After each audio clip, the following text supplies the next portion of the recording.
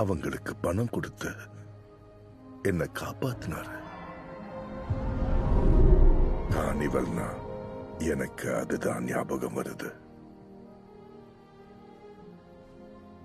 நீ அந்த அந்த கொடூரமான இடத்துல எப்படி போய் மாட்டின? நீ உன் கூட்டத்தோட தானே இருந்திருக்கணும் செபாஸ்டியன். நீதான் பெரிய ஷீப் டிடெக்டிவ் ஆச்சு, இந்நேரம் கண்டுபிடிச்சிருப்பேன்னு நினைச்சேன். அப்போ நீயும் ஒரு வெண்டர். இப்படி பிறந்ததால எனக்கு நிரந்தரமா ஒரு கூட்டம் கிடையாது.